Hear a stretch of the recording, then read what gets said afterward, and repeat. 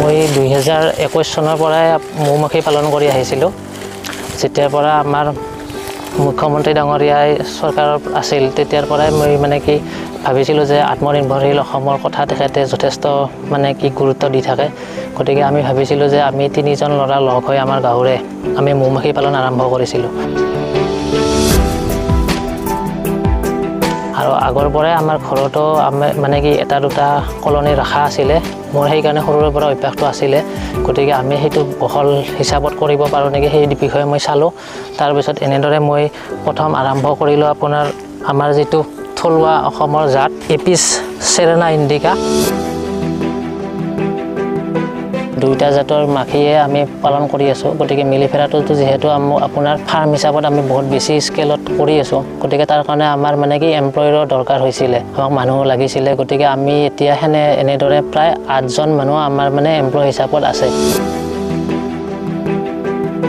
গতিকে সেই আত্মনিৰ্ভৰশীল কনচেপ্টটোতে আমি মানে কি গুৰুত্ব দি কিনে সেই দিশত আমি আগুৱাই গৈ আছোঁ।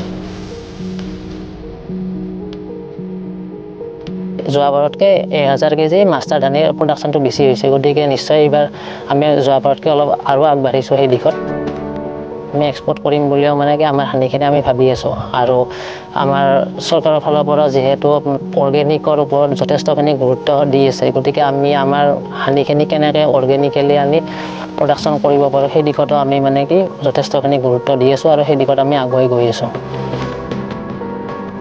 আমি এইটো বক্স আপোনাৰ 10টা বক্সেৰে আমি আৰম্ভ কৰিছিলোঁ প্ৰথম 2021 চনত। মই লাহে লাহে খুলি আপোনাক দেখাইছোঁ। এইটো হ'ল আপোনাৰ আমাৰ অসমৰ থলুৱা জাত এপিচ সেৰেনা ইণ্ডিকা।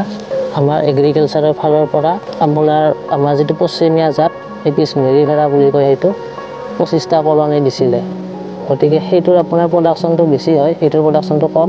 সেইকাৰণে সেইটো পালন কৰা আমি আৰম্ভ কৰিলোঁ। আমাৰ মুখ্যমন্ত্ৰী ডক্টৰ হিমন্ত বিশ্ব শৰ্মাৰ ফালৰ পৰাও যিখিনি এগ্ৰিকালচাৰৰ জৰিয়তে আমাক যিমানখিনি সহায় কৰি আহিছে তাৰ জোৰত আমি মিলিফেৰাটো মানে কি ৰাখি খেক পালন কৰি আমি ডাঙৰ ফাৰ্ম এখনত মানে গঢ় দিবলৈ সক্ষম হৈছোঁ।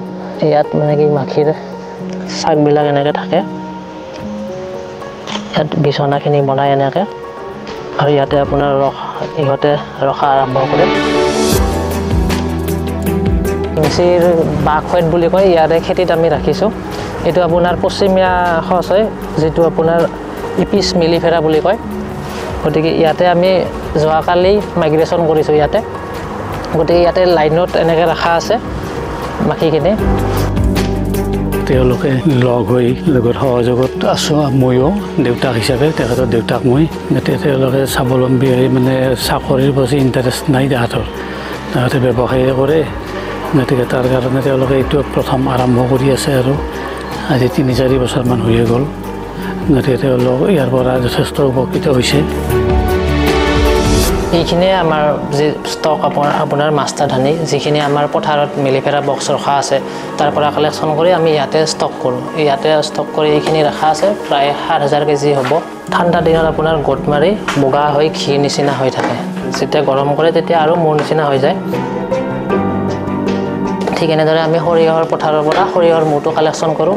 ঠিক মাৰ্চ মাহত আমি লিচুৰ বাগিচাত মাখিখিনি মাইগ্ৰেশ্যন কৰিম আৰু তাৰে পৰা এনেকৈ আমাৰ লিচিৰ হানিটো প্ৰডাকশ্যন হ'ব।